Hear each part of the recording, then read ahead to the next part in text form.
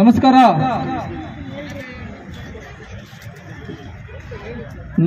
ವೇದಿಕೆ ಮುಂಭಾಗದಲ್ಲಿರುವ ಎಲ್ಲ ನಮ್ಮ ಸ್ನೇಹಿತರಿಗೂ ಹಾಗೂ ಪದಾಧಿಕಾರಿಗಳಿಗೂ, ಸುಮಾರು ಜನ ರಾಜ್ಯದ ಮೂಲೆ ಮೂಲೆಯಿಂದ ಬಂದಿದ್ದೀರಾ, ತಮ್ಮೆಲ್ಲರಿಗೂ ಕೂಡ ನಮ್ಮ ಧನ್ಯವಾದಗಳನ್ನು ತಿಳಿಸ್ತಾ ಈ ಕಾರ್ಯಕ್ರಮವನ್ನು ಆರಂಭಿಸ್ತೇವೆ. ಇವತ್ತಿನ ದಿನ ದಲಿತ ಮುಖ್ಯಮಂತ್ರಿಗಾಗಿ ಬೃಹತ್ ಪ್ರತಿಭಟನೆ ಧರಣಿ ಹಾಗೂ ವಾಲ್ಮೀಕಿ ಸಮುದಾಯದ ಸಚಿವರುಗಳಿಗೆ ಬೇಡಿಕೆ ಹಾಗೂ ಸುಳ್ಳು ಜಾತಿ ಪ್ರಮಾಣದ ಪತ್ರ ವಿರುದ್ಧ ಇವತ್ತು ಏನು ಒಂದು ಹೋರಾಟ ನಡೀತಾ ಇದೆ. ಈ ಹೋರಾಟಕ್ಕೆ ಮುಂಚೂಣಿಯಲ್ಲಿರುವ ನಮ್ಮ ಕರ್ನಾಟಕ ವಾಲ್ಮೀಕಿ ನವ ಸಮಾಜ ಸಂಘದ ರಾಜ್ಯಾಧ್ಯಕ್ಷರಾದಂಥ ಸಾಹೇಬ್ ರೆಡ್ಡಿ ಅವರು ಹಾಗೂ ಬೆಂಗಳೂರು ಮತ್ತು ಗ್ರಾಮಾಂತರ ಜಿಲ್ಲೆಯ ಜಾಗೃತಿ ಮತ್ತು ಉಸ್ತುವಾರಿ ಸದಸ್ಯರಾಗಿದ್ದಾರೆ. ಅವರಿಗೆ ವೇದಿಕೆಗೆ ಆಹ್ವಾನಿಸಿದ್ದೀನಿ. ಜೋರಾಗಿ ಚಪ್ಪಾಳೆಗೆ ಮುಖಾಂತರ ಅವ್ರನ್ನ ವೇದಿಕೆಗೆ ಆಹ್ವಾನ ಮಾಡೋಣ.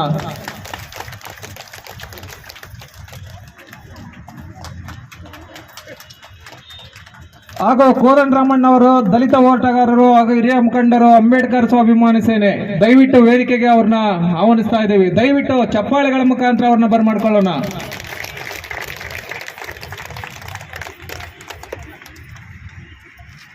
ನೆಕ್ಸ್ಟ್ ಕೋಲಾರ ಜಿಲ್ಲೆಯ ಹಿರಿಯ ಮುಖಂಡರು, ವಾಲ್ಮೀಕಿ ಸಮಾಜದ ಮೇಷ್ಟ್ರು ಅಂತಾನೆ ಗುರುತಿಸಿಕೊಂಡಿದ್ದಾರೆ, ಅವರಿಗೂ ಕೂಡ ವೇದಿಕೆಗೆ ಆಹ್ವಾನಿಸ್ತಾ ಇದ್ದೀವಿ. ಅಣ್ಣ ದಯವಿಟ್ಟು ವೇದಿಕೆಗೆ ಬನ್ನಿ.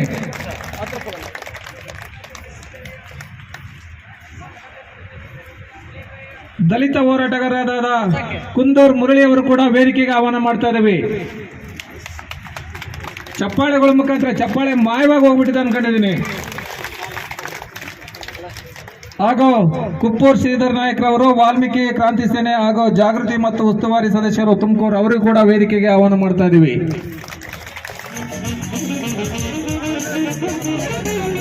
ಹಾಗೂ ಮಾರುತಿರವರು, ಬೆಂಗಳೂರು ಮತ್ತು ಗ್ರಾಮಾಂತರ ಜಾಗೃತಿ ಉಸ್ತುವಾರಿ ಸದಸ್ಯರು, ಹೋರಾಟಗಾರ, ಹಿರಿಯ ಹೋರಾಟಗಾರ, ಅವರಿಗೂ ಕೂಡ ವೇದಿಕೆಗೆ ಆಹ್ವಾನ ಮಾಡ್ತಾ ಇದ್ದೀವಿ.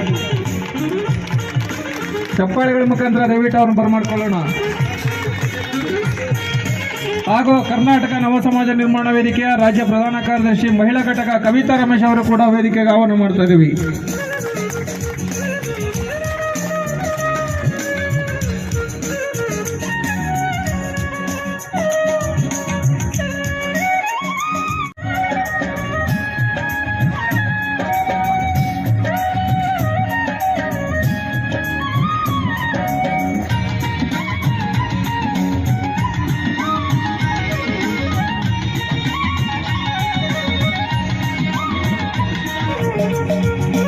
ಅಂಬೇಡ್ಕರ್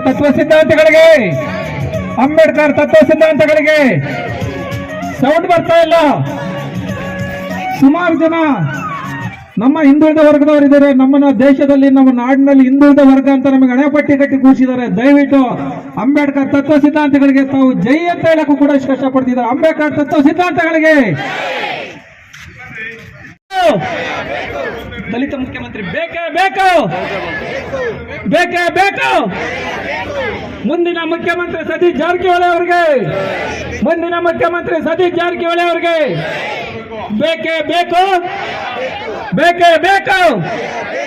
ಬೇಕೇ. ತಮ್ಮನ್ನೆಲ್ಲರನ್ನೂ ಕೂಡ ಉದ್ದೇಶಿಸಿ ಈಗ ಅವರ ಮಾತನ್ನು ಆರಂಭಿಸ್ತಾ ಇದ್ದಾರೆ. ಚಪ್ಪಾಳೆಗಳ ಮುಖಾಂತರ ಅವ್ರನ್ನ ಬರಿ ಮಾಡ್ಕೊಳ್ಳೋಣ.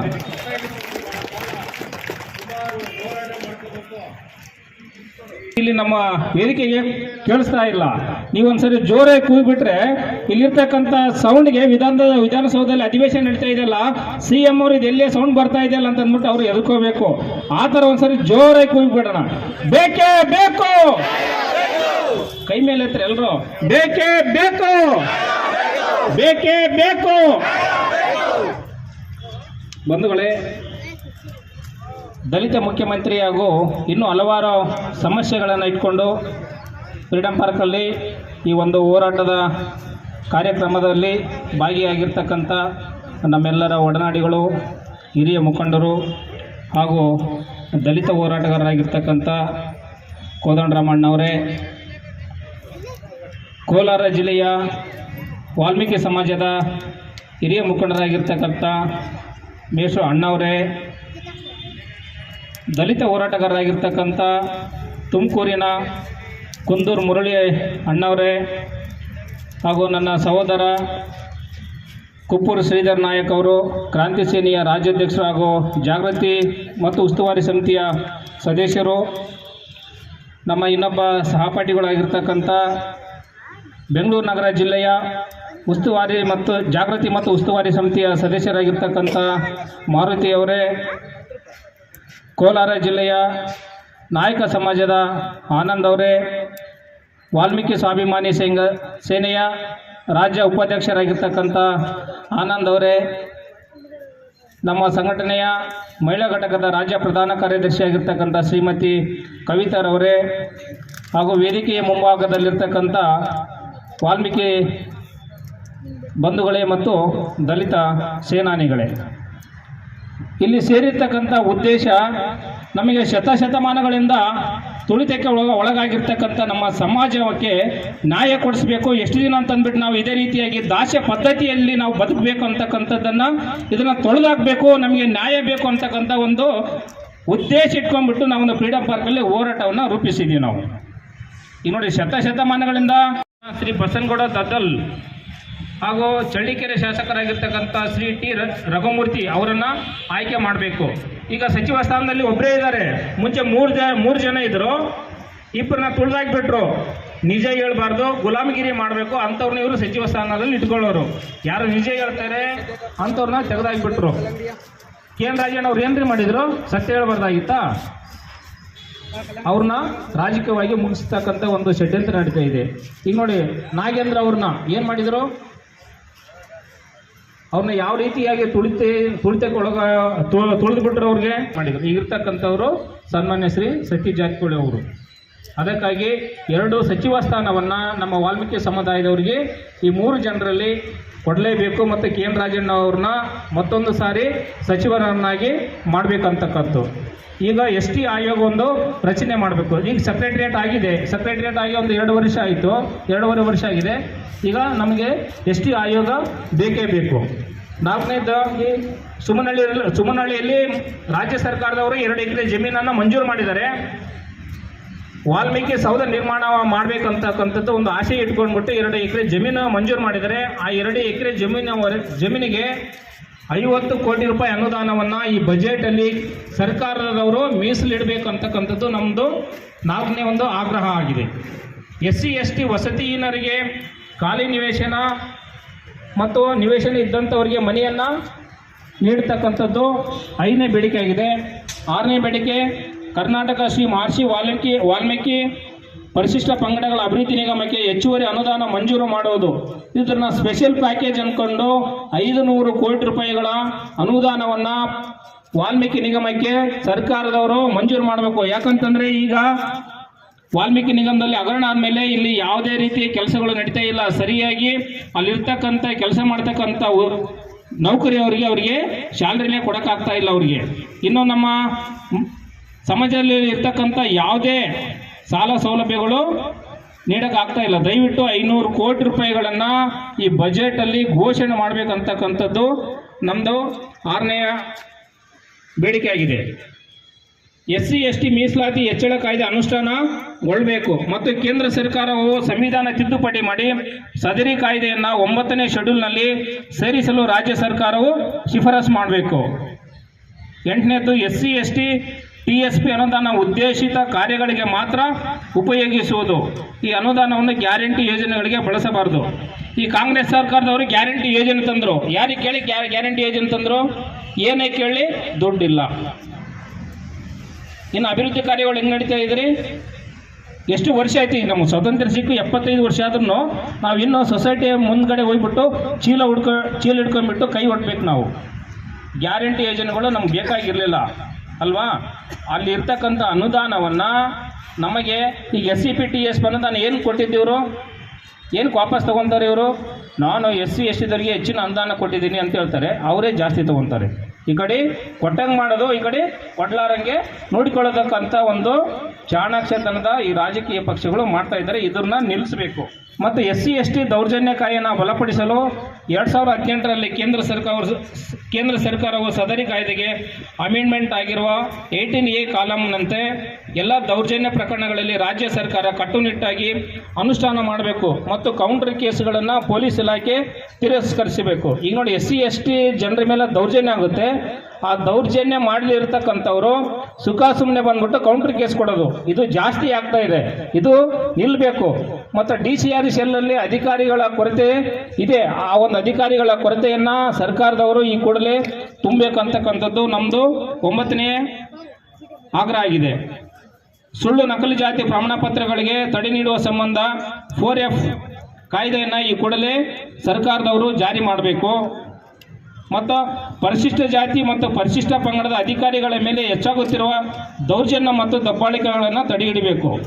ನೋಡಿ ಇಲ್ಲಿ ಏನಾಗ್ತಾ ಇದೆ ಅಂತಂದ್ರೆ ಸರ್ಕಾರದಲ್ಲಿ ಅತಿ ಹೆಚ್ಚಿನ ಬೇಕೇ ಬೇಕು ಸಚಿವ ಸ್ಥಾನ, ಬೇಕೇ ಬೇಕು ST ಆಯೋಗ, ಬೇಕೇ ಬೇಕು ST ಆಯೋಗ, ಬೇಕೇ ಬೇಕು ದಲಿತ CM, ಬೇಕೇ ಬೇಕು ದಲಿತ CM, ನ್ಯಾಯ ಬೇಕು. ನಮಸ್ತೆ ಬಂಧುಗಳೇ, ಸುಮಾರು 106 ವರ್ಷಗಳಿಂದ ನಮ್ಮ ಮೇಲೆ ಆಗಿರ್ತಕ್ಕಂಥ ದೌರ್ಜನ್ಯವನ್ನು ಖಂಡಿಸಿ ನಮಗೆ ಸಿಗಬೇಕಾಗಿರ್ತಕ್ಕಂಥ ಪಾಲನ್ನು ನಾವು ಪಡ್ಕೊಳ್ಳಿಕ್ಕೆ ಹೋರಾಟದ ಮುಖಾಂತರ ನಾವು ಪಡ್ಕೊಳ್ಬೇಕಾಗಿರ್ತಕ್ಕಂಥ ಸನ್ನಿವೇಶ ಬಂದಿದೆ.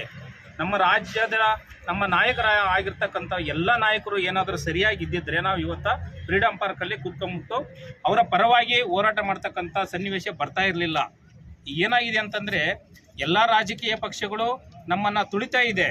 ಅವ್ರಿಗೆ ಗೊತ್ತಿದೆ ಇವ್ರನ್ನೇನಾದರೂ ರಾಜಕೀಯ ಪಕ್ಷದಲ್ಲಿ ರಾಜಕೀಯವಾಗಿ ಇವರನ್ನು ಮುಂದುವರೆದು ಒಂದು CM ಸ್ಥಾನ ಕೊಟ್ಟರೆ ಅಥವಾ ಉನ್ನತವಾಗಿರ್ತಕ್ಕಂಥ ಹುದ್ದೆಯನ್ನು ಏನಾದರೂ ಕೊಟ್ಟರೆ ಇವರು ನಿಜವಾಗಿ ಇವರು ಉದ್ಧಾರ ಆಗ್ತಾರೆ ಅಂತಕ್ಕಂಥ ಒಂದು ದೃಷ್ಟಿಕೋನ ಇಟ್ಕೊಂಡ್ಬಿಟ್ಟು ಎಲ್ಲ ರಾಜಕೀಯ ಪಕ್ಷಗಳು ನಮ್ಮನ್ನು ತುಳಿತಾ ಇದ್ದಾವೆ.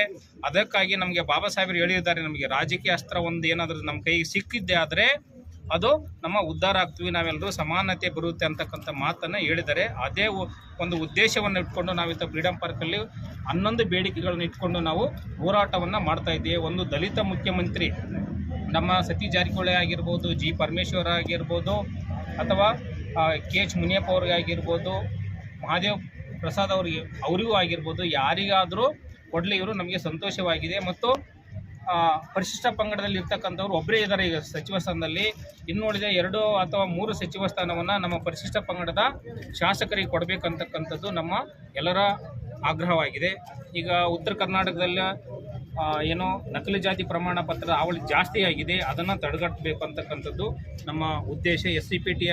TSP ಅನುದಾನ ಸರಿಯಾಗಿ ಖರ್ಚಾಗಬೇಕು, ಯಾವುದೇ ದುರ್ಬಳಕೆ ಆಗಬಾರ್ದು ಅಂತಕ್ಕಂಥದ್ದು ಒಂದು ಹಲವಾರು ಹೀಗೆ ಬೇಡಿಕೆಗಳನ್ನ ಇಟ್ಕೊಂಡು ನಾವೆಲ್ಲ ದಲಿತ ಪರ ಹೋರಾಟಗಾರರು, ಚಿಂತಕರು ಎಲ್ಲರೂ ಸೇರಿಬಿಟ್ಟು ಈ ಒಂದು ಪ್ರತಿಭಟನೆಯನ್ನು ಮಾಡ್ತಾ ಇದ್ದೀವಿ.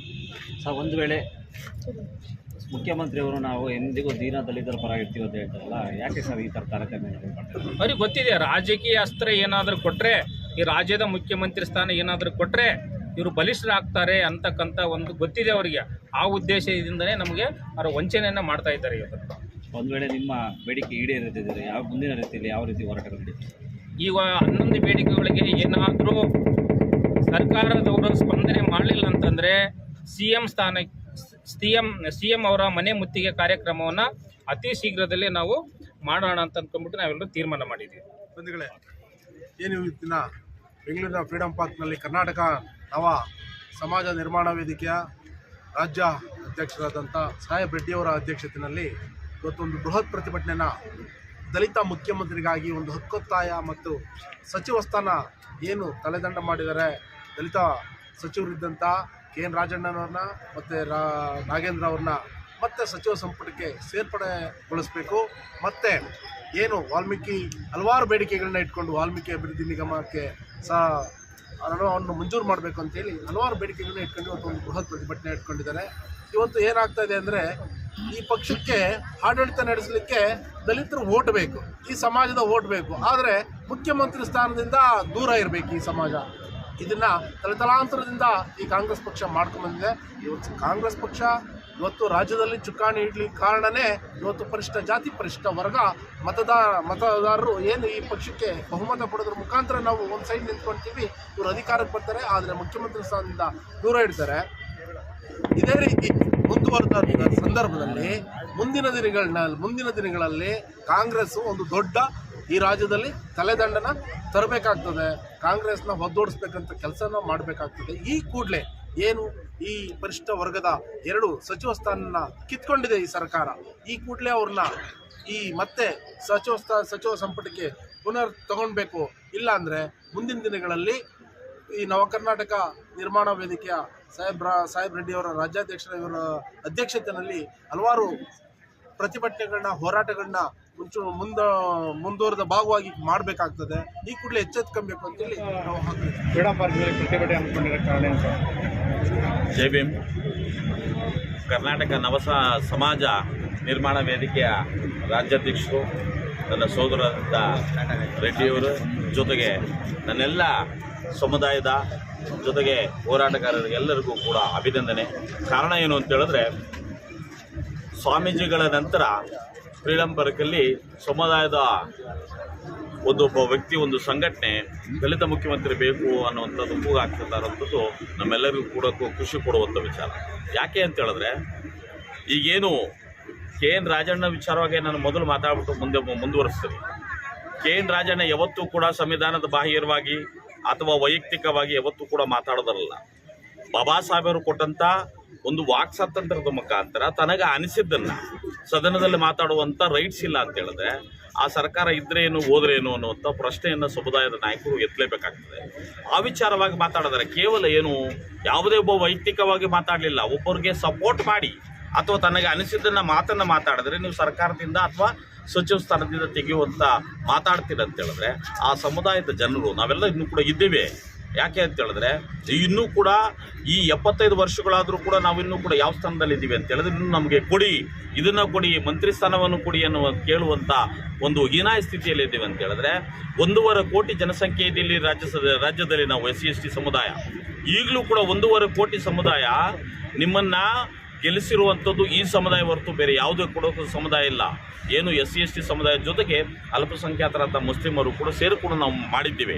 ಆದರೆ ಈ ಸಮುದಾಯಗಳಿಗೆ ನೀವೇನು ಮಾಡಿದ್ದೀರಿ? ನೀವು ಒಂದು ಯಾವುದೇ ಕಾರಣಕ್ಕೊಂದು ಪ್ರಮುಖ ಸ್ಥಾನವನ್ನು ಕೊಡಲಿಲ್ಲ. ಗೃಹ ಮಂತ್ರಿ ಕೊಡ್ತೀರಿ, ಅದನ್ನು ಬಿಟ್ಟರೆ ಹೇಳ್ಕೊಳ್ಳುವಂಥ ಸಮುದಾಯಕ್ಕೆ ನಮಗೆ ಬೇಕಾದಂಥ ಒಂದು ಸ್ಥಾನವನ್ನು ಯಾರು ಕೊಟ್ಟಿದ್ದಾರೆ ನೀವು? ಆದರೆ ತಲತರ ಏನು 75 ವರ್ಷಗಳಿಂದಲೂ ಕೂಡ ನಾವು ಏನು ಹಿಂದೆ ನಮ್ಮ ತಾತ ಮುತ್ತಜ್ಜಿ ಬೆಳೆದಂಥ ಪರಿಸ್ಥಿತಿಗಳಲ್ಲಿ ಕೂಡ ಇನ್ನೂ ಕೂಡ ನಾವು ನಮ್ಮ ಗ್ರಾಮೀಣ ಪ್ರದೇಶಗಳಲ್ಲಿ ಬದುಕ್ತಾ ಇದ್ದೇವೆ. ಅವರ ಜೀವನ ಮಟ್ಟ ಬೆಳೆಯೋದು ಹೇಗೆ? ಅವರ ಜೀವನ ಮಟ್ಟ ಮೇಲ್ಸ್ತರಕ್ಕೆ ಬರೋದು ಯಾವಾಗ? ನಂತರ ಈ ಎಲ್ಲ ಪ್ರಶ್ನೆಗಳನ್ನು ಇಟ್ಕೊಂಡು ನಾವು ಈ ಸರ್ಕಾರವನ್ನು ಗೆಲ್ಲಿಸಿದ್ರೆ ನೀವೇನು ಮಾಡ್ತೀರಿ? ನೀವು ಸರ್ಕಾರದ ಗ್ಯಾರಂಟಿಗಳಿಗೋಸ್ಕರ ನಮ್ಮ SC/ST ಸಮುದಾಯದ ಹಣವನ್ನು ಬಳಸ್ಕೊಳ್ತೀರಿ. ಯಾಕೆ ಬೇರೆ ನೀವು ಮಠಗಳಿಗೆ ಕೊಡುವಂಥ ಅನುದಾನವನ್ನು ನೀವು ಯಾಕೆ ಬಳಸ್ಕೊಳ್ಳೋದಿಲ್ಲ? ಅಥವಾ ಬೇರೆ ಇನ್ನೇನು 52% ಇದೆ ಆ ಅಮೌಂಟನ್ನು ನೀವು ಯಾಕೆ ಬಳಸ್ಕೊಳ್ಳೋದಿಲ್ಲ? SC/ST ಸಮುದಾಯಕ್ಕೆ ನೀವೇ ಹಿಂದೆ 70 ಸೆಕ್ಷನ್ ಪ್ರಕಾರ ನೀವೇನು ಮಾಡ್ತಾಯಿದ್ರಿ? ನಮ್ಮ ಕೊಟ್ಟಂಥ ಹಣವನ್ನು ನೀವು ಬಳಸ್ಕೊಳ್ತಾ ಇದ್ರಿ. ಈಗ ಅನೇಕ ಸಂಘಟನೆಗಳ ಒಂದು ಹೋರಾಟದ ಪ್ರತಿಫಲವಾಗಿ 70ನ ಇದೇ ಸಿದ್ದರಾಮಯ್ಯರು ನಾವು ಅದನ್ನು ಬದಲಾವಣೆ ಮಾಡಿದ್ವಿ. ಈಗೇನು ಮಾಡ್ತಾಯಿದ್ರಿ? 7C ನೀವು ಅಡ್ಡ ಇಟ್ಕೊಂಡು ಮೂಲಭೂತ ಸೌಕರ್ಯಗಳಿಗೆ ಬಳಸ್ಕೊಂಡು SCP DSP ಅಮೌಂಟ್ ಇರೋದೇನಕ್ಕೆ? ಆ ಜನಸಂಖ್ಯೆಯ ಮೂಲಭೂತ ಸೌಕರ್ಯಗಳಿಗೋಸ್ಕರ ಬಳಸ್ಕೊಳ್ಬೇಕು ಅಂತ. ಆದರೆ